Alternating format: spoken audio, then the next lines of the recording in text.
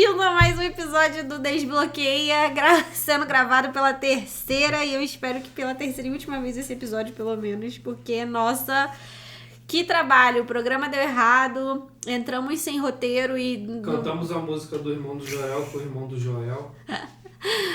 Mas hoje no episódio do Desbloqueio você vai aprender a como fazer uma introdução interessante, uma introdução atraente para a sua história.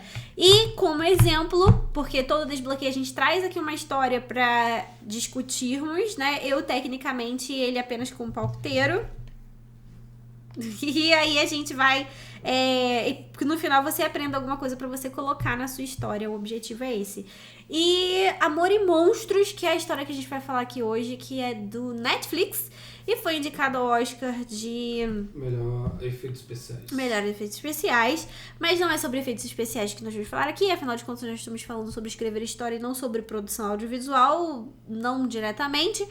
E nós vamos falar sobre a introdução. A introdução da história foi bem bacana e eu acho que é um excelente exemplo para mostrar para vocês que principalmente me perguntam, eu recebo bastante, na verdade, essa pergunta lá, tipo, como fazer um primeiro capítulo interessante, atraente, as primeiras cenas para envolver, como é que eu começo os capítulos e tal. E às vezes, certas histórias precisam de alguma introdução, ou quando o escritor quer muito colocar essa introdução, e aí a gente vai entender como usar, por que usar, e quando usar, e como usar. Eu já falei como. E Amor e Monstros, então, sinta-se à vontade para fazer o resumo, para pelo menos introduzir as pessoas que não assistiram. Lembrando, a gente não dá spoiler, ou a gente tenta não dar spoiler. Pra quem não assistiu ainda, vá assistir antes de assistir esse podcast, depois volta aqui e vem. Cara, você tá acabando com o meu engajamento. Não, a pessoa pode assistir até o final, não precisa parar esse podcast. Pelo amor de Deus, não escuta essa pessoa, você pode ficar e Não assistir. A gente não vai dar Põe o spoiler. aquele só nesse trecho. Não, lembrando, esse vídeo é gravado full, por isso que a gente teve que regravar 2 vezes, porque eu não edito, porque eu não tenho tempo pra editar, então tá subindo direto. Por isso que é um podcast sem musiquinha, sem coisinhas engraçadinhas, por enquanto. Até eu ganhar dinheiro suficiente pra contratar um editor decente, que é o que eu mais quero na minha vida, Senhor. Dai-me um editor, é tudo que eu mais quero. Nossa, é a primeira pessoa... É a primeira pessoa que eu contratarei pro Lição Nerd é um editor. Preciso. Desesperadamente. Mas manda aí você o resumo do... Que às vezes eu acabo falando mais, mas manda aí o resumo do Amor e Monstros. Resumo do Amor e Monstros começa com muitos desenhos. Muitos desenhos. Falando a história de como aconteceu o desastre na Terra. Foi... Vou usar a mesma referência do áudio anterior. Alguém pegou uma pedra e tacou na Terra. Então essa pedra, pra quem não assistiu The Expanse, fica a dica. Pior que você tá aqui, tá dando spoiler de outro lugar, né? Hã? Você meio que tá dando spoiler de... Tudo bem, é um spoiler sem... Para de balançar a mesa, querido. Mas eu não sou eu. É você sim, Anjinho. É sim.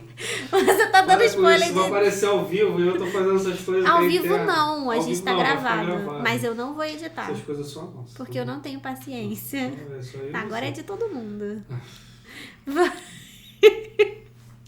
Fala logo o resumo da história. Alguém pegou uma pedra, tacou na terra e os Estados Unidos pegou umas bombinhas e atirou nessa pedra aí. Só que essas bombinhas tinham esses busca-pé que lançaram, tinha uns negócios radioativos que fez uma chuva ácida cair e jogou um molho em cima das formigas, nas baratas, que elas viraram um bicho de 3 metros de altura. Um molho. É uma forma de descrever, assim... Ok. É a minha visão, uma forma rápida. Eu gosto de cozinhar, entendeu? Isso é pra vocês verem, porque muitas das vezes eu faço analogia aqui com cozinha. Não sou só eu. Aí vê-se por que a gente é fofinho desse jeito, né? Não, mas eu sou muito fofo. Fitness nós não somos, a aparência já deixa... Enfim, aí caiu a pedra, caiu o molho na formigalhada toda lá. Na formiga, em todos os insetos, esses insetos que você matava com uma chinelo, um inseticida, uma roca de pau, e foi virando com uma bacamarte, uma 12. Vai lá, carioca, 12, Aquamarte, não sei o quê. Aquamarte, daqui a pouco o pessoal tava usando um tanque de guerra e não dava mais pra... Aí tiveram que chamar o Power Ranger, montar um Megazord pra matar uma barata só. Ok, eu vou ter que te frear aí porque isso não acontece. Mas sim, o mundo entra num episódio apocalíptico quando esse meteoro que parecia que ia dizimar a Terra não necessariamente dizima, mas exatamente esses mísseis que as pessoas, não só os americanos, mas que as forças do mundo, né, acabam mandando pra destruir o míssil. Aí os mísseis explodem. E a radioatividade e as substâncias tóxicas acabam caindo na Terra, não fazendo mal propriamente aos humanos, mas acabando modificando essas criaturas, esses insetos, fazendo insetos gigantes. E esses insetos gigantes vieram se vingar, né? A gente dá uma chinelada neles e eles vieram dar uma chinelada na gente. Tá vendo? Se algum meteoro quiser atingir a Terra e soltar o início, lembra da barata que você tentou matar e não conseguiu. Ela vai voltar. Malditas baratas. Então, e aí eles acabam virando seres gigantes e acabam quase dizimando a população mundial. E no meio disso tudo nós temos o irmão do Joel. Nós temos o Joel, Joel, que ele é o protagonista. Ele tá enfiado num bunker, ele que começa contando essa história pra gente, ele narra essa história pra gente. E aí ele consegue reencontrar, ele tá dentro de um bunker, dentro de um abrigo subterrâneo. E através do via rádio ele consegue contatos com outros abrigos subterrâneos. 92 tentativas. E consegue achar a amada dele, que ele já namorava antes, acabou se separando, ele não sabia se ela estava morta ou viva. Isso não é spoiler, porque a premissa da história é essa. Ou o que é a premissa? É aquilo que dá o pontapé pra sua história acontecer. Então a premissa é essa: um garoto no mundo pós-apocalíptico. E esse apocalipse acontece através de insetos radioativos gigantes. E ele acaba encontrando o amor da vida dele. E aí, por uma série de fatores, ele decide sair pro mundo e fazer um percurso de 7 dias, né? São 7 dias é um número bem emblemático, mas a gente pode falar sobre isso depois. Ele acaba fazendo... Porque poderia ser 3, 4, 8, mais 7. É porque 7 geralmente é um número emblemático. Ele acaba fazendo isso em 7 dias, arriscando a vida dele, todo mundo achou que ele ia morrer, pra ir em busca da amada dele do outro lado. Não! Para de dar risinho, não dê spoiler, a gente não vai contar o que aconteceu quando ele chegou lá e descobriu a amada. Falar que lembrou quando a gente namorava, que você morava longe pra caramba, eu tinha que ir até a sua casa, a pé. Valia a pena, cada quilômetro que você... Que merda, hein? Que 40 quilômetros, que exagero. Não, 40 minutos. Era esse tempo que eu levava. Não era. Nossa, você andava muito devagar, então. Eu me vi nesse filme. Não, e ainda, tipo, lá ele coisava... Os obstáculos eram os insetos, né? No Rio de Janeiro é tiro, é bandido, irmão. Ela tinha que enfrentar isso aí até chegar à casa dela. Não deixa de ser... Ai, gente, eu vou ser massacrada, mas não deixa de ser inseto quando aqueles... Os caras da moto que te assaltam usam aqueles óculos que parecem moscas, né? O tal do Oakley, aqueles óculos da Oakley. Amoscalhados. Enfim, isso não tem a ver com a história, né? Mas... Voltando ao assunto, só pra gente não se perder tanto. Então, como o início do filme, por que eu trouxe Amor e Monstros pra colocar pra exemplificar por que o início de um filme é interessante. Primeira coisa que eu gostaria de perguntar, senhor Twin Nunes, o que você achou do início do filme? Antes de eu dar os meus palpites técnicos do porquê que eu trouxe como exemplo. A introdução foi rápida, os desenhos foram legais. Achei um pouco, no começo eu fui um pouco contra com o personagem principal. Achei ele meio bobão no começo, mas é aquilo que você falou, construção do personagem. A gente vai falar sobre os personagens um pouco mais pra frente. Eu quero que você se concentre em pensar na introdução. Mas a introdução foi bem legal, bem bacana, rápida. Com os desenhos foi a forma de mostrar detalhadamente o que aconteceu com a Terra, sem precisar também gastar muito tempo com imagens ou tentando reproduzir aquilo. Foi bem assim, de forma rápida e reduzida. Então, o que ele tá falando sobre o desenho, né? Pra quem não viu ainda o filme, isso, vou repetir, não é spoiler, já acontece as primeiras cenas. Na verdade, No trailer da Netflix, a gente já consegue ver porque ele usa. Na verdade, a introdução é feita por uma ilustração. Que essa ilustração, pouco depois a gente vai saber que é ele mesmo que desenha no caderno dele, enfim, tipo um diário do apocalipse.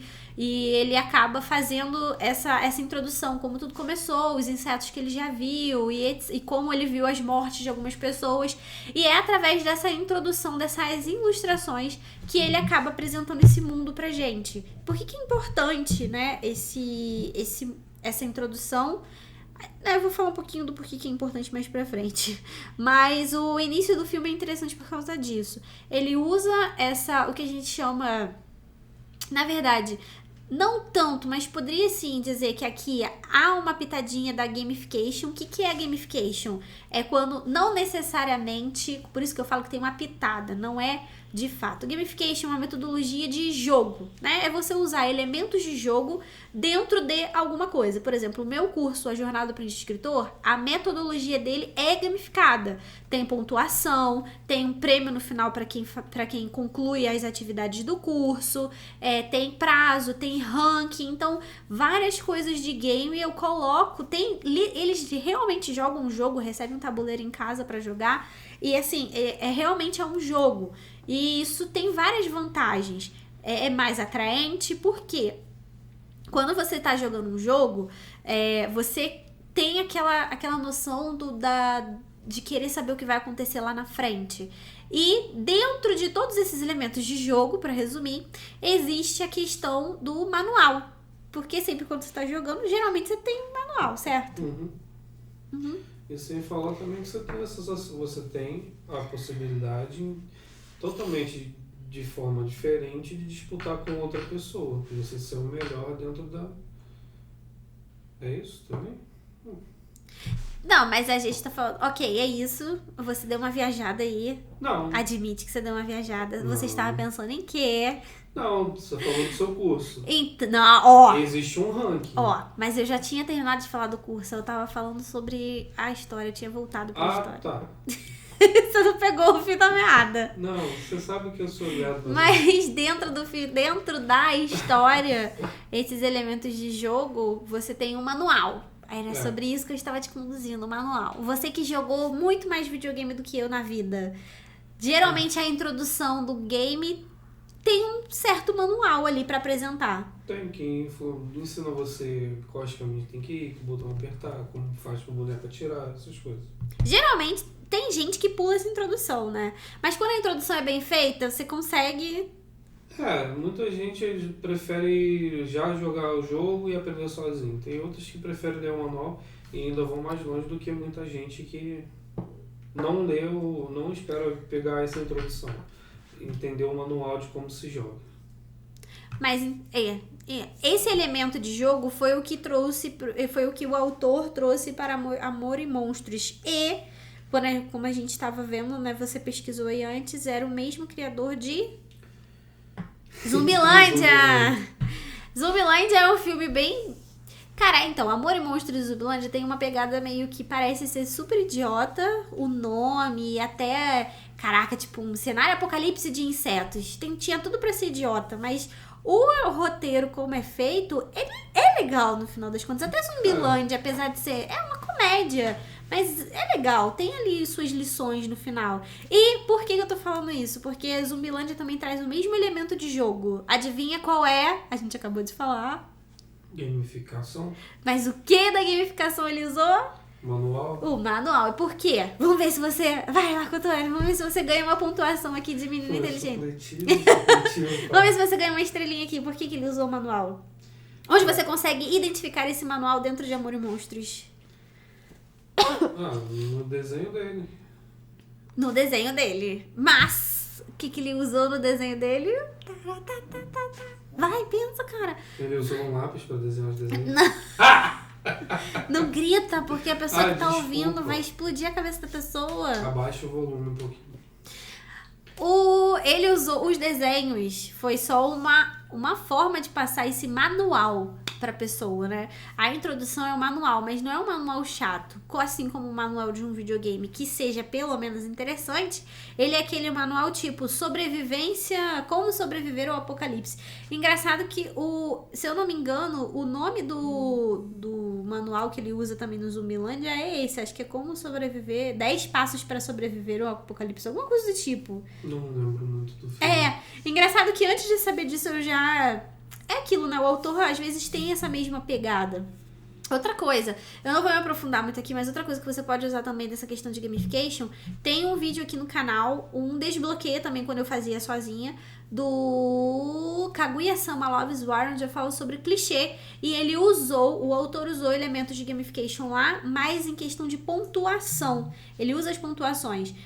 Kaguya-sama é um anime de comédia romântica e meio que um casal tá tentando se conquistar, se declarar um pro outro. E cada vez que eles conseguem alguma coisa ou não conseguem, tem um placar de pontuação e o narrador narra a história como se fosse um jogo de ringue, sabe? Primeiro fight, não sei o quê. E é muito legal. Isso também é uma noção de jogo que traz pra dentro da história. Isso é fantástico. Você precisa adaptar isso pra dentro da sua história. Talvez nem toda história funcione ou não funcione de qualquer jeito. Você precisa entender como usar e adaptar. Então, vá lá assistir depois desse podcast pra você ver que tá legal também. E essa questão de manual pode ser uma introdução legal pra caramba, porque você acaba dando uma dinâmica mais interessante pra dentro daquele ambiente. Concorda comigo? Nada mais a declarar? Não. Sério? Você Kaguya-sama já faz um tempo que eu não toco. Não sobre Kaguya-sama, sobre a introdução interessante. Ó, vem comigo, mas você tá muito lá atrás. E olha que você está bebendo café. Mas café me dá sono. Então eu vou te proibir de beber café assim, ó, mais rápido. A gente já parou de falar de Kaguya-sama, estamos voltando agora para Amores Monstros. Tá. Aí quando você fala, acabou Kaguya-sama, voltou pra Amor e Monstro. Eu vou fazer umas plaquinhas aqui então pra levantar e abaixar o assunto. Talvez até o próprio espectador aí do outro lado também não esteja acompanhando. Será que eu falo muito rápido? Não, você fala. Você não consegue acompanhar a minha inteligência, Luiz Antônio? Não, eu sou mais inteligente que você. Nunca será. Então vamos lá para o próximo tópico. Vou dormir no sofá hoje. Eu já falei sobre o uso de gamification, como você pode usar essa questão e quando usar a introdução. Quando que você, como espectador, como fã, leitor mais ou menos, leitor de mangá, então tá valendo como leitor. Mangá Como você, como fã, do outro lado, espectador, sente falta ou gostaria de ter introdução? Se eu sinto falta, eu gostaria que tivesse. Quando você acha que é necessário, assim, quando que você como leitor sente falta, o que você gosta, o que de mais comum você gosta de ver numa introdução?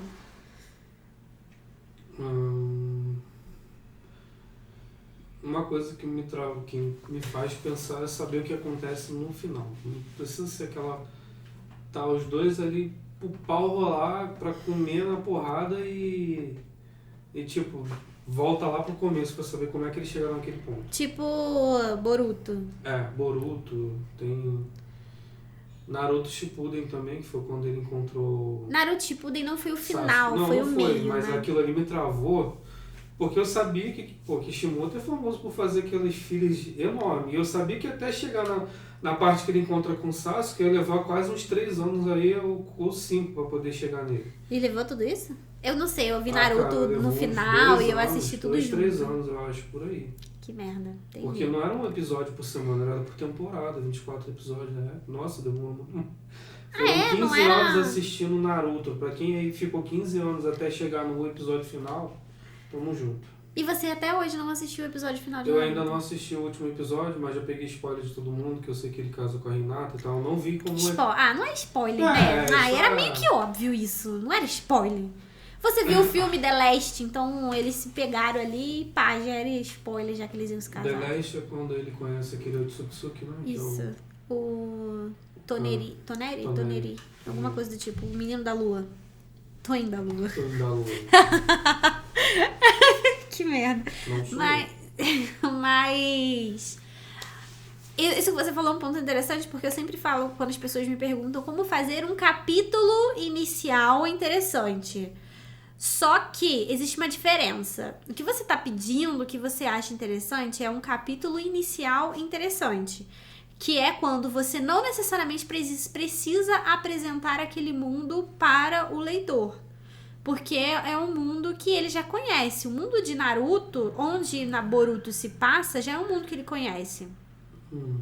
Então, talvez não precisasse usar. Mas alguma introdução... então não sei. Mas alguma informação, você acha que de repente alguma história, quando você começa, que seja de um mundo diferente. Por exemplo, numa das gravações que a gente tentou fazer esse podcast, você deu o exemplo de Attack on Titan. Você acha que aquela introdução ali foi legal? Faltou alguma coisa? Porque só pro pessoal entender, o Attack on Titan começa narrando meio que... Ele narra mesmo de uma forma muito chata, talvez. Não tão interessante ou atraente como essas questões de gamificação de manual e etc. Ele narra de uma forma mais séria a questão do... Tipo, há 100 anos, os titãs apareceram e comeram a humanidade e blá, blá, blá, blá, blá. A introdução eu achei um pouquinho demorada mesmo. Foram vários episódios até chegar na parte principal, que é a do Eren se transformando num titã. Não foi bem um contexto assim. Beleza, teve toda uma montagem em cima, tinha que mostrar o Eren, o ódio dele pelos titãs, vendo a mãe morrer e tal, não sei o que. Mas achei que demorou um pouquinho. Pra mim o anime só começa ali quando ele se transforma. Não sei, eu acho que os pontos... eu não sei não. Principalmente agora que a gente finalizou o mangá, fique tranquilo você que não leu o mangá, nós não vamos dar spoilers mais. Agora que a gente finalizou o mangá, pra mim cada vez mais é certeza que aquelas cenas iniciais eram fundamentais. Elas fazem toda a diferença no final. Justamente pra gente ligar os pontos, tá ligado? Até aquelas cenas dele dormindo, né, na árvore, dele tendo pesadelo, alguns detalhes do ambiente, aquilo dali no futuro faz mais diferença. Mas concordo com você que pra quem começa e não sabe, fica meio que... Fica um pouco que, tipo... Muito introdutório, igual o pessoal também fala de One Piece, que tem uma introdução... Tem capítulos muito longos até realmente entrar na ação de fato, né? Nossa, é verdade. O One Piece não tinha nem lembrado. Demora pra cacete pra poder chegar na história. Muito mais do que Attack on Titan. Extremamente mais do que cada personagem, né?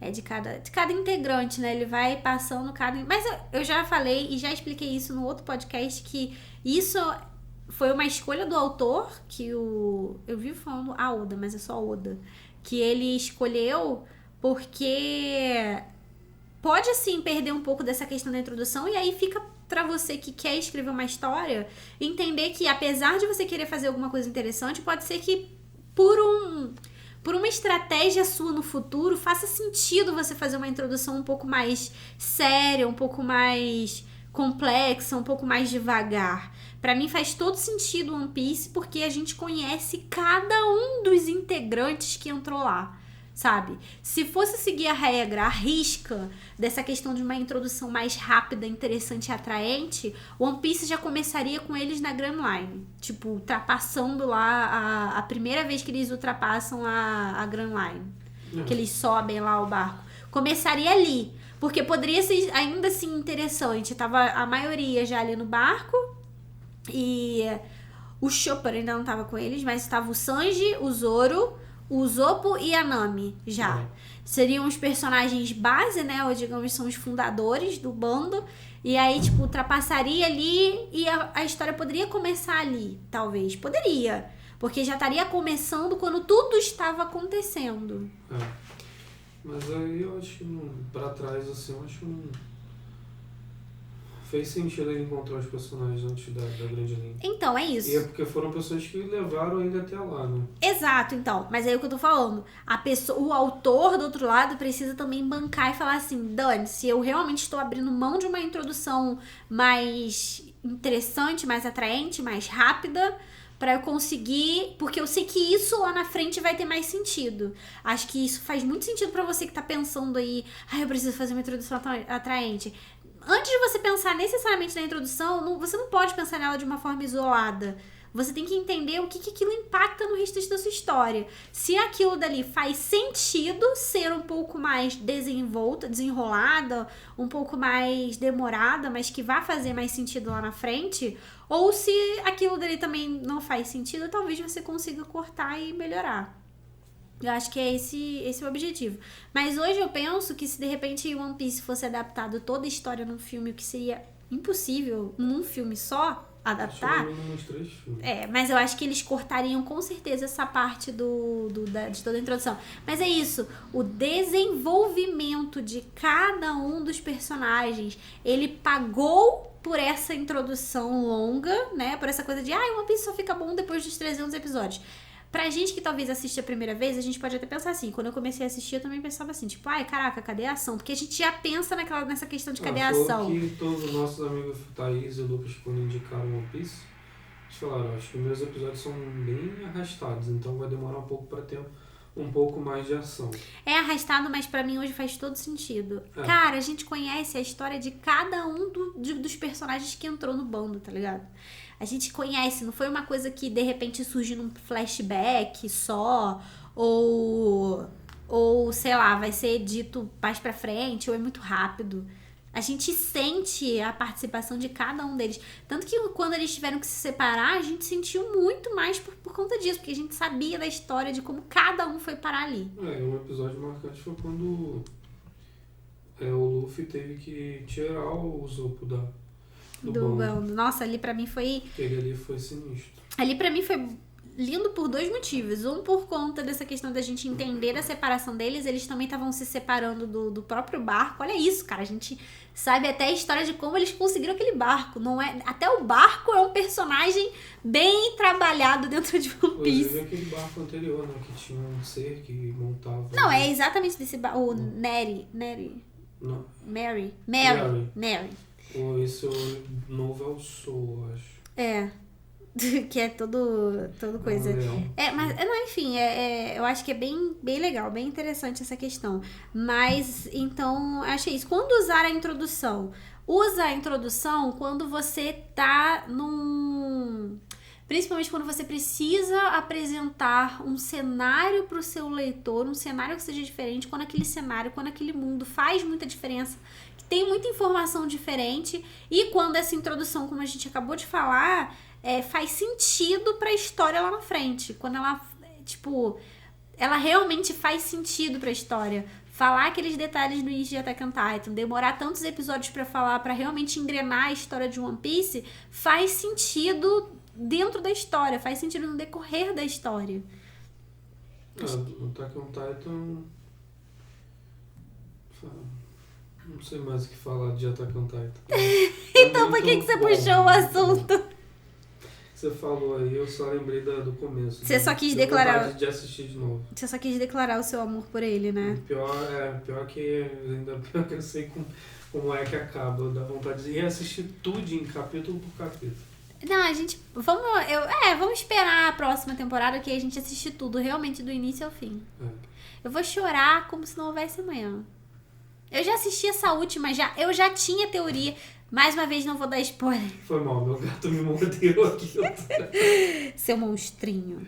Eu já tinha teoria do que ia acontecer em Attack on Titan. Eu já imaginava que esse seria o desfecho. E rever essa última temporada pesou no coração. Mas eu achei linda a finalização. Mas enfim, então, quando usar a introdução, em vez de fazer uma cena extremamente interessante, usar a introdução. Mas você tem outra questão também. Você pode usar a introdução e tentar fazer ela de uma forma mais dinâmica, como o início de Amor e Monstros. Assiste e anota essa introdução dele, porque você pode aplicar. Ali tem uma pegada mais de comédia, mas é possível você fazer ela com uma pegada um pouco mais séria, tá? Não tem problema nenhum. Ou usar um dos personagens com aqui um pouco de alívio cômico só naquele início e entrar na questão mais séria depois. E a segunda opção é realmente você dá uma cena extremamente empolgante, como você tinha falado, né? Tipo, apresentar o final da história, alguma cena lá no final, ou já iniciar no fight e depois daquela cena que você vai fazendo a introdução aos poucos. É como eu falei, depende muito do objetivo e do autor, mas eu sou muito mais a favor, eu não sei qual é a sua opinião, de que quando a apresentação do mundo é feita gradativamente, ou seja, durante a história. Também não vou cortar essa opção, né? Não sou contra a montagem do mundo assim, gradativamente.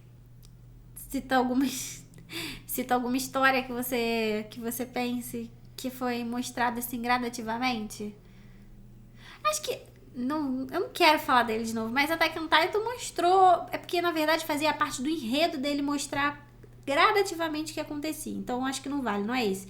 Mas por exemplo, um anime que a gente assistiu, Re:Zero, por exemplo, mostra de forma muito gradativa todo aquele universo. Ele nunca para mostrar como que é todo aquele universo. Re:Zero também não sei o que falar. Você está aqui? Você ainda está aqui? Você tá... Tô aqui, que eu tô tentando reformular, tentando relembrar alguns pontos pra poder falar sobre cada anime. Mas então, Re:Zero, ele tem um episódio... Re:Zero, o carinha Subaru vai parar num mundo... Um mundo alternativo, uma realidade alternativa. E essa realidade alternativa é meio que um mundo de RPG, tem animais que falam e etc. Bruxos, bruxas, magia, magos e blá blá blá. Só que eles não mostram esse mundo pra gente de uma forma descarada. Na verdade, em nenhum momento até agora o autor mostrou todo o universo, sabe? A gente só entende o que é necessário para aquela determinada cena.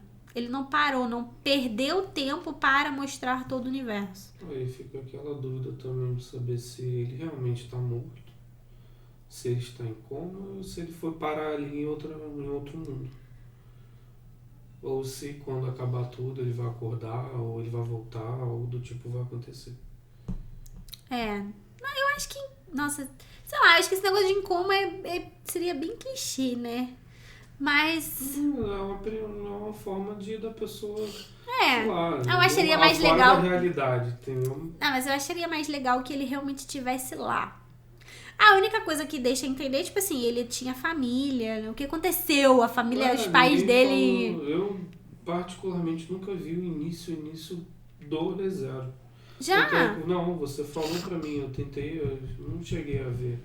Eu não vi a mãe dele. Não aparece. Aparece só, tipo, Re:Zero, como eu falei, ele nem tem nem introdução. É tipo, ele sai do mercadinho do Combini, como eles chamam lá, né? Que é as lojas de conveniência, com o lamen dele e um biscoito. Ele atravessa a rua e cai no outro mundo. Acabou, é isso a introdução. E ele já tá no outro mundo, e aí ele já é assaltado, e aí já começa toda aquela questão dele morrer e voltar, morrer e voltar. Então, tipo, não tem, ele já joga a gente no mundo e é fight, entendeu? E depois o autor só mostra pra gente o que a gente precisa saber pra aquela cena.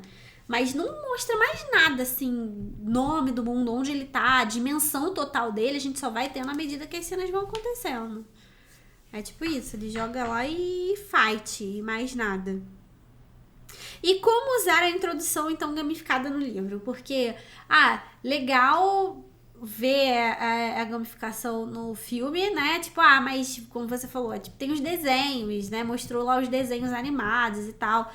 Mas a simples narração já ajuda. Então, você colocar isso no texto, narrando aquele do jeito que já ajuda demais. Não precisa necessariamente você ter uma animação ou ter imagens para você fisgar o leitor nisso.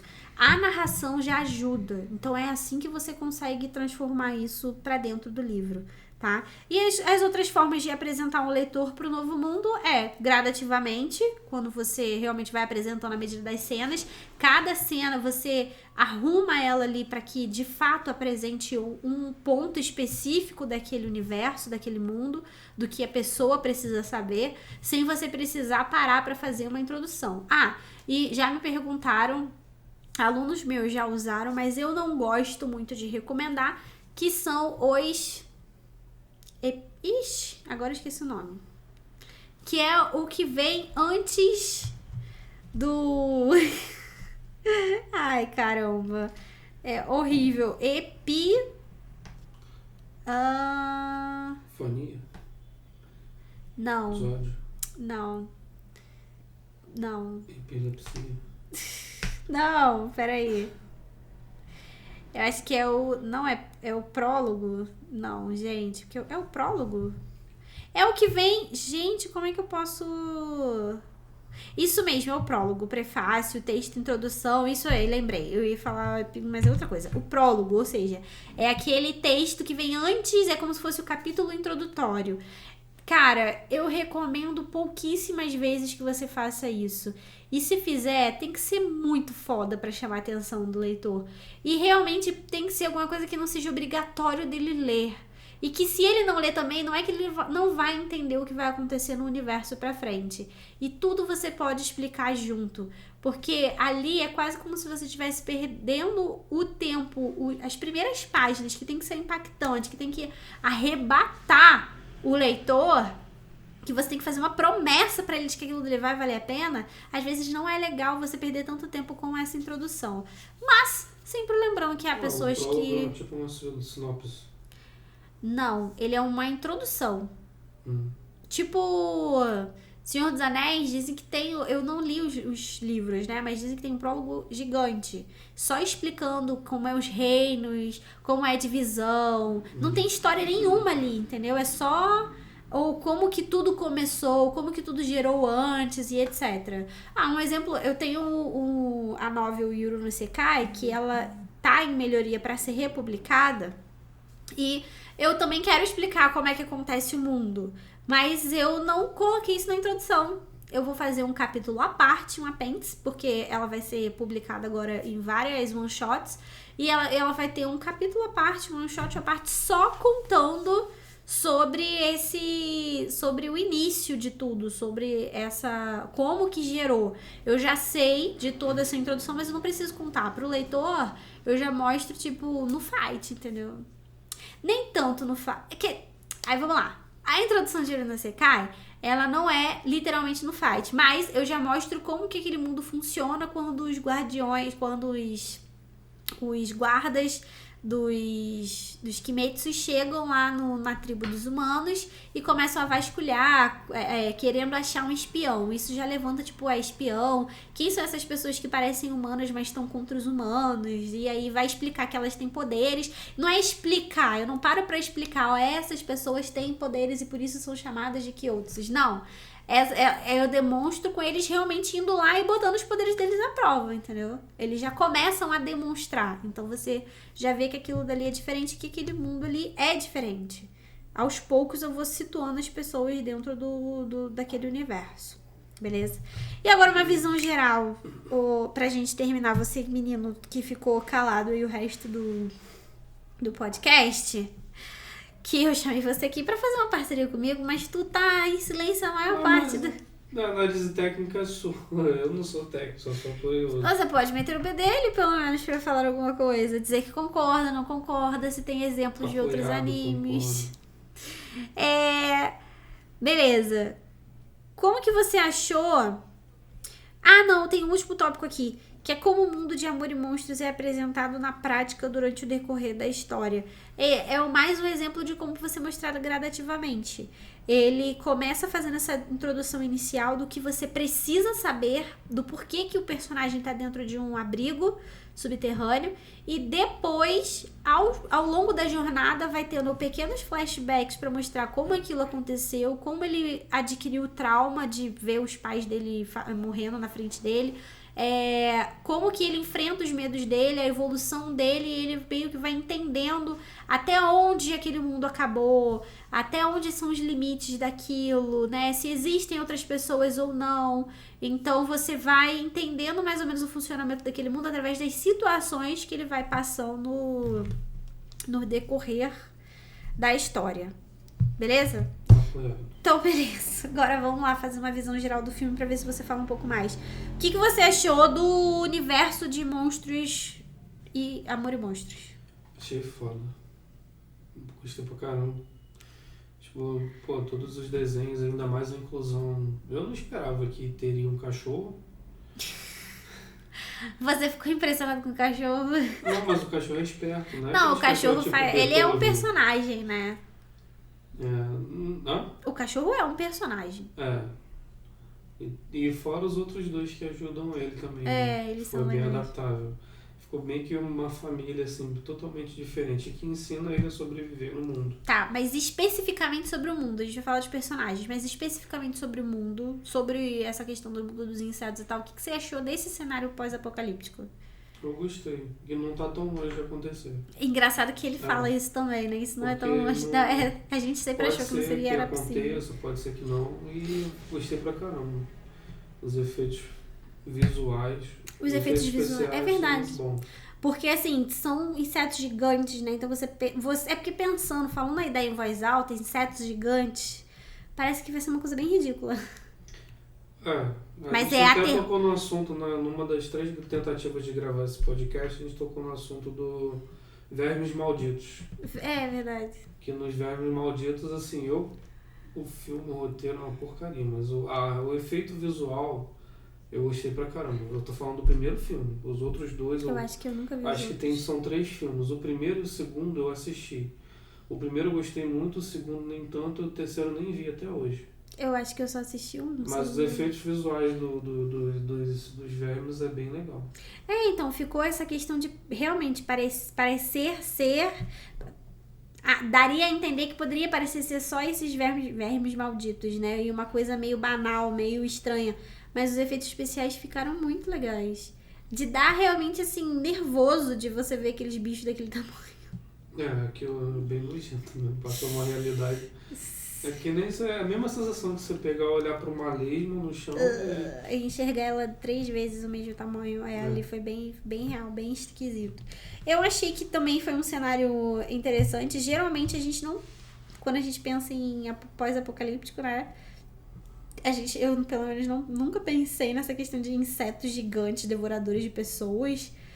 Talvez tenha algo parecido. Eu tô tentando lembrar com alguma coisa parecida. Não de consigo. vermes gigantes. De um mundo pós-apocalíptico que tem seres que devoram pessoas? Não consigo lembrar com nada parecido. Porque, assim, que sejam só insetos, né? Porque a gente pensa... Eu penso em zumbi, a primeira coisa que vem na cabeça. Mas não é insetos. Mas a gente tem o pós-apocalíptico de zumbi, de destruição natural, de químico, de biológico, né? O vírus matou todo mundo, ou transformou em zumbi, ou matou mesmo e viveram poucos. Tem o cenário pós-apocalíptico de... Nossa, a gente tem uma criatividade muito grande de matar a humanidade, né? Eu não sei se... Como que eles vão se fazer? Eu acho que matar a humanidade, eu acho que tá tão mais real no Eu Sou a Lenda do que em qualquer outra coisa. Eu Sou a Lenda é fogo também. Eu gosto do Eu Sou a Lenda. E ali também foi um vírus, né, no caso. Ali foi uma cura pro câncer, que deu errado, que na Mas verdade deu certo, né? Porque de certa forma curou, mas as pessoas ficaram loucas. Não, mas foi um vírus que se espalhou, né? Que essa cura gerou um vírus que se espalhou. Porque Sim, senão de que era, eu acho que é igual a mesma função do zumbi, que é por causa da mordida, né? Mas não, eu acho que não era só a mordida em Eu Sou a Lenda. Tinha... Olha o helicóptero passando. Tinha a mordida. Tem sim a questão da mordida também, mas também se passava pelo ar. Tanto que tinha gente que estava infectada que não necessariamente já tinha sido mordido. Não, sim, você tá confundindo. Sim, sabe por quê? Porque quando tem uma cena que a mãe dá a criança pra alguém levar, e aí eles estão meio que analisando o olho dela e ela já tá infectada, mas tipo, ninguém mordeu, ninguém tava mordendo ela ali. Eu acho que você tá confundindo com outro filme. Não tô. Não é só pela mordida. A gente Você vai que tá assistir de confundindo com Guerra Mundial Z, que é só pela mordida. Mas Eu Sou a Lenda era transmitido pelo ar. Tanto que, qual foi o problema? Ele era imune, o sangue dele era imune ao ar, o cachorro era imune ao ar, mas não era imune à mordida. Que aí o cachorro só foi transmutado, só sofreu quando foi mordido. Ele ainda fala isso nas anotações dele. Eu vou reler, eu vou reassistir ao Solo. Vamos ver se é isso. Mas enfim, cenários apocalípticos eu gosto. Me dá nervosinho às vezes. Mas eu acho legal. E ainda temos o pós-guerra, né? Que a gente tem. Esse foi um pouco pós-guerra, porque ele fala que não só os animais, porque, vamos lá, com todas as armas que o pessoal tinha, poderia matar esses animais gigantes, pelo menos os primeiros que apareceram, né? Mas ele falou que os próprios humanos começaram a se matar entre eles. Tipo, dominar, virou bagunça. É um negócio muito bizarro, né? Tipo, quando vira... A gente passou um pouco disso agora na pandemia. No filme também mostra uma parte que é quase pro final, que aquele siri gigante lá. O cara tem um controle. Provavelmente algumas pessoas souberam como controlar esses bichos e tentaram atacar outros locais. Também, exatamente. E aí acabaram um matando o outro e no final das contas a humanidade que se dizimou. Sobre o enredo, o que você achou? Vou deixar os personagens pro final, mas sobre o enredo, o que você achou do enredo em si, tipo, da história em si? Dessa questão dele ir lá na menina, o que aconteceu com ele no meio do caminho?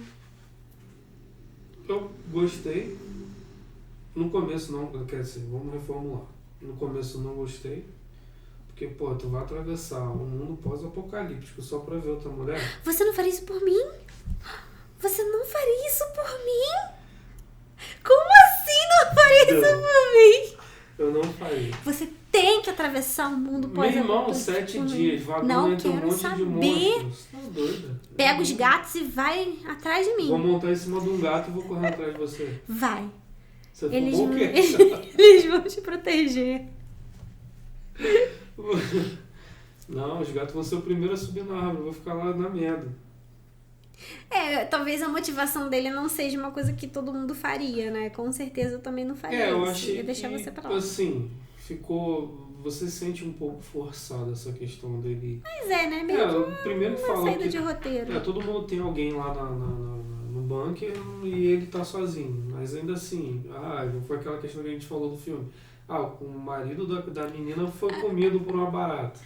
E ele podia ficar com ela, porque acho que eles dois... Questão de sobrevivência, né? Agora... Andar 7 dias e arriscar a própria vida pra chegar pra ver outra menina... Eu achava assim, se fosse... vou vagar até lá pra poder ver se consigo a liberdade, algo melhor, algo... Sei lá, um lugar pra sobreviver sem ter esses insetos. Mas aí depende, eu acho que depende do enredo, tá aí. Depende do enredo. Porque esse enredo, essa trama, é de busca... É uma comédia romântica. É quase uma comédia romântica. A melhor história de amor é a Usurpadora. Assistam também. Que você já teve que assistir 3 vezes, diga-se de passagem, por causa da sua mãe. 3? Eu nunca assisti a Usurpadora até o final. Nunca. Não acredito. Eu assisti cada episódio com a minha mãe. Que fofinho. Eu assisti por uma, Paulina, a outra eu esqueci o nome. Paula a outra eu Bracho. gosto, porque eu gosto da malvada. A Paulina é muito babaca. É tapada ela, né? Vamos ser Não, sinceros. tem espectadores que curtem. Tem muita gente nova agora que nem sabe o que é usurpadora. Sabe por causa dos memes. Sabe por causa dos memes.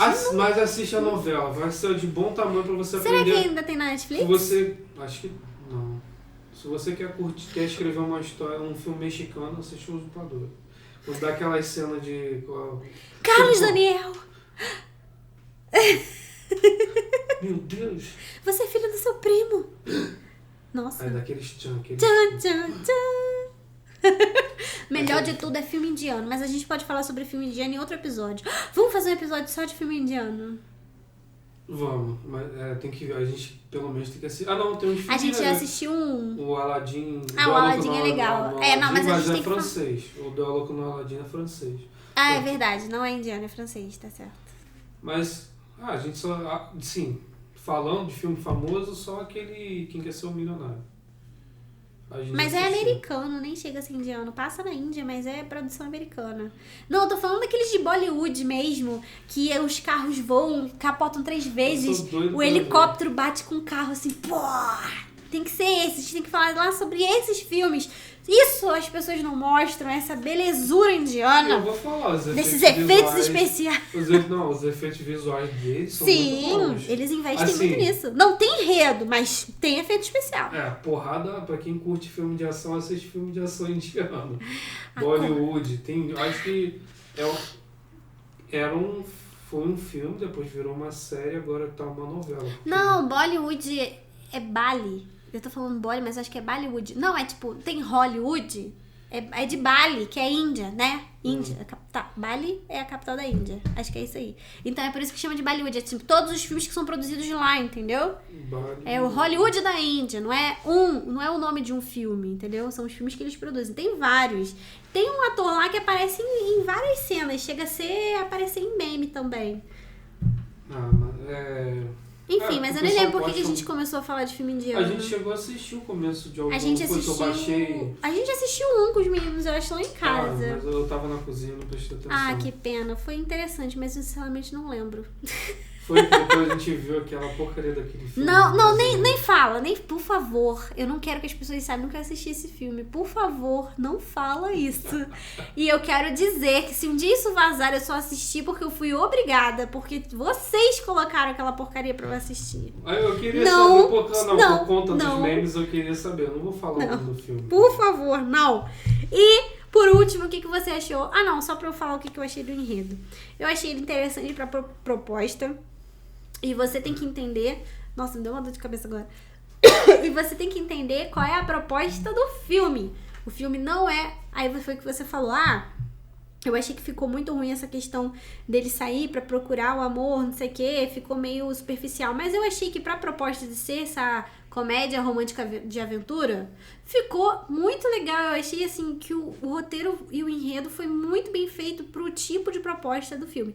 Mas, se fosse uma pegada pós-apocalíptica, tipo Jogos Vorazes, Maze Run e Eu Sou a Lenda, ficaria uma bosta. Mas não foi isso e eles não apresentaram isso em momento nenhum. As expectativas, desde o início ao fim, estavam muito bem balanceadas.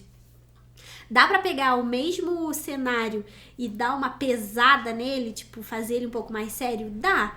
E realmente foi o que você falou. Talvez todas as pessoas do abrigo fossem devoradas, só sobreviveu ele mais um. E aí ele realmente precisa sair pra procurar comida. Não existe outra opção. E aí no meio do caminho ele pode passar talvez pelas mesmas aventuras, só que por uma questão, fica uma questão mais de sobrevivência, fica um clima mais de tensão e se ele vai ou não conseguir achar sobrevivente do outro lado. Não seria esse caso dele procurar o amor da vida dele, entendeu?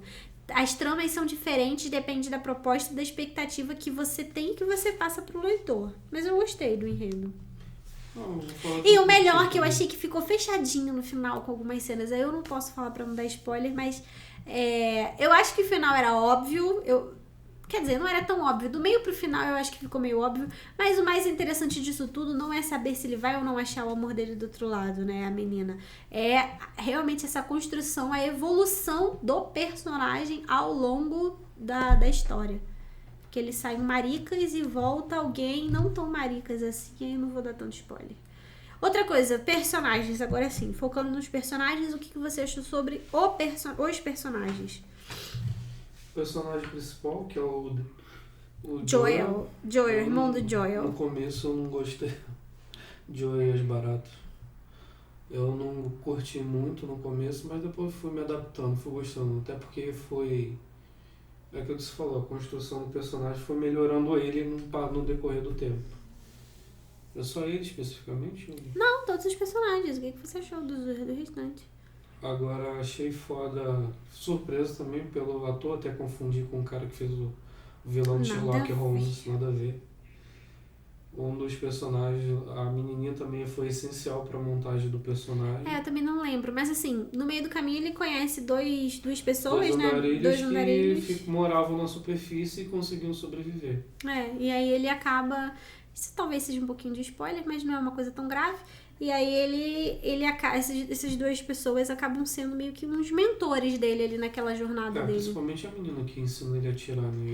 E o outro só ensina como ele tem que entender como que os monstros funcionam. Tanto é que ele melhora o manual dele de monstruosidade. De monstros lá. Porque o manual dele, o objetivo do manual é registrar o que cada monstro faz, o que cada um... Qual a sua defesa, qual o seu ataque, qual a distância e o que ele faz. Então esse manual ajuda ele a entender como é que ele pode enfrentar, não só ele, mas as outras pessoas, caso tenha acesso ao manual, ao desenho escrito. Você acabou de dar um baita de um spoiler do final. Ainda bem que não é tão importante assim. Não estraga o prazer, mas você deu um baita de spoiler do final. Põe um pi assim. Eu não vou editar isso vai subir direto pro YouTube porque eu não tenho tempo. Só põe assim. Eu tenho um evento pra programar por falar nisso, pequeno gafanhoto. Caraca, era pra ter falado isso no início, porque a pessoa que abandonou esse podcast no meio do caminho vai ficar sem saber que dos dias 10 aos dias 17 de maio vai ter o evento Maratona de Fã Escritor, onde eu vou te mostrar como você deixar... Eu vou te mostrar o passo a passo para você deixar de ser apenas fã para se tornar autor de histórias incríveis. 10 a 17 de maio, as inscrições são gratuitas. Então, mas as vagas são limitadas. Sim, por que as vagas são limitadas? É online, todo mundo pode ver. Não vai ser um ao vivo no YouTube que todo mundo pode ver. Eu tenho uma plataforma para mandar e-mail, eu tenho uma plataforma para mandar material. Então, eu vou botar o vídeo numa plataforma específica para ter um comentário e etc. Então, eu só posso mandar esse link para um número determinado de pessoas. Isso aí. Beleza? Se inscrevam. Inscreva-se. Então, esses mentores foram bem legais. O cachorro também é legal. É legal, cara, trazer essa questão de personagens interessantes que não são humanos, mas são extremamente humanizados. Porque o cachorro não é humano, mas ele é bem humanizado, como você falou, principalmente por conta da esperteza dele, né? Aí, no mais, ele tinha aquele vestido que... Mas ele tinha um motivo pra ter o vestido, né? É verdade. Porque ele tinha perdido a dona. E aí era o objeto dele. Mas ele tinha medo, ele também... Não só a esperteza dele, mas ele tinha medo, ele tinha esse apego. E ele tinha algumas ações, né? Quase algumas falas, dependendo da atitude dele. Pra você que fica falando, eu não sei como fazer diálogo. O diálogo não é só fala. O cara tinha um diálogo com o cachorro. Você entendia exatamente o que eles estavam dialogando. E o cachorro só latia. É só assistir... Tem vários trechos pequenos de Charlie Chaplin. Charlie Chaplin não precisava falar. Existiam cenas com algumas falas específicas, quando ele tinha um diálogo ali, mas boa parte do filme era só Sim, sem necessariamente diálogo. O diálogo não é apenas fala, é ação também. Não se preocupe só em abrir travessão desnecessariamente. E foi um dos maiores atores do mundo, né? Mas você acha que hoje, talvez, ele não teria feito da mesma maneira? Eu acho que não. É uma coisa que eu tava conversando com uma aluna minha ontem da jornada, tipo, as coisas vão se adaptando. Sim, mas talvez época, hoje não fizesse não faria o mesmo que... sucesso com esse mesmo visual. Naquela época eu acho que não tinha toda a questão de áudio pra época. Não. Era mais a filmar. Então, e hoje as pessoas eu acho que já não teriam mais... cena, algumas conseguiam até falar assim. Eu já vi uma que é bem antiga, só que o cara ele lia isso no cinema. Passava no telão um filme e passava um trecho que o personagem falava. O cara narrava? O cara ele lia como se fosse o personagem falando. Fulano, não sei o que lá. Aí isso dentro do cinema. Mas aí ele passava aquela sensação de áudio, realidade ali dentro. Aí depois foi questão do Charlie Chaplin só botar as letras. Mas assim, eu já vi, pra quem já assiste The Got Talent, ainda existe gente que faz graça sem precisar falar nada. Eu acho que tem um personagem também que não Pantera Cor-de-Rosa não fala nada? Não, isso daí, mas continua sendo na mesma pegada de Charlie Chaplin, tanto é que eles falam isso. Então, a questão é atualmente. Hoje eu acho que tem algum, sim, não? Não consigo lembrar de nenhum. Atual. Que seja só ação e não fala. Só nos filmes mais cults, assim, mas nos mais populares. Eu só me veio na cabeça no anime, que é aquele cara do Jujutsu no Kaisen. Mas aí não. Kaisen, mas aí ele fala. Que fala salmão. Mas aí ele fala, mas... é que ele não pode usar outras palavras, né? Essa é a questão. Porque senão ele acaba usando o poder dele. Mas é diferente. Mas ainda assim tem todo um conjunto de pessoas em volta dele que fala. O que você deu exemplo aqui foi uma pessoa que faz um filme inteiro sem falar. Não sem falar, né? Não sem áudio. Então, hoje, as pessoas não engolem mais isso. Acho que não consegue ser feito as pessoas não entendem isso como uma forma legal, pop, alguma coisa do tipo. Quem faz isso, a pessoa olha e fala, é cult. Tá aí um desafio, fazer uma história desse porte tentar Cara, eu sei botar que no... tem, eu só não tô lembrando. Eu não Então sei tá se é bom. uma comédia internacional, se é Depois brasileira. você coloca aqui pra mim. Quem não falava muito também era o Mr. Bean. Mas também ele não chega a ser novo e popular, né? Mas é o mais próximo, talvez, o mais próximo que a gente tinha, que tenha disso, que eu lembre, seja isso. Ah, tem agora. Ah, sim, tem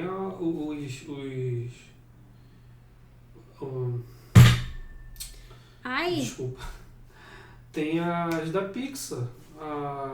As mini. Como é que fala? gente, tem os curta-metragens Os da Pixar. curta-metragens da Pixar. Sim, Sim, eles mas são fazem. curtas. Mas Tipo, deve são ser 2 minutos. Sei lá, vamos. Mas Eu acho que um filme, um longa-metragem com só mudo, não, acho que as pessoas não iriam curtir tanto. Não sei. Mas sim, é atual. Desculpa. Mas é curta. Não sei se de repente um filme inteiro eles curtiriam assim. Sei. Eu vejo graça. Mas eu assisto algumas coisas de teatro. E eu gosto muito dos curta Eu já com o nariz vermelho. da Pixar. Ok. Concluiu seu pensamento? Então, beleza. Dedo Minasan. no chão, por dentro. É isso. Por que você falou? Você não falou isso aqui. Olha aí. Não, Mas você não pegou a referência. eu espero que... Pra quem já assistiu Não. o Noviço Rebelde, que é com O Renato Noviço. Aragão e Sandy Júnior, Nossa. fica a dica. Fica a dica. Fica a dica não, pra quem... Porque o que o eu filme é falei bom. agora... O filme é bom. Eu gostei. Na Eu época não consigo ver filme de Trapalhão. Adobe Peixe, Não conseguia. Eu não gostava gostava. de Sandy Acho que eu já Júnior. era bem exigente. Não acho que seja ruim, talvez, pra proposta, como eu vivo falando aqui, mas... É um comédia brasileiro, mas bem legal. Foi um dos Entendi. últimos filmes deles que eu gostei. Então tá Na bom. verdade, o último. Minasan, é isso por hoje. Finalizamos por aqui. Eu espero que você tenha entendido que introduções podem ser boas, mas que você também, como autor, precisa entender que tipo de introdução você quer fazer.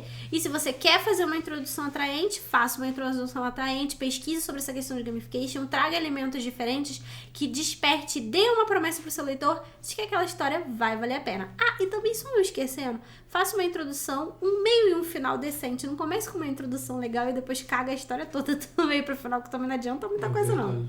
A pessoa só vai ficar decepcionada com você. Beleza? É isso por hoje. Beijo grande e até a próxima!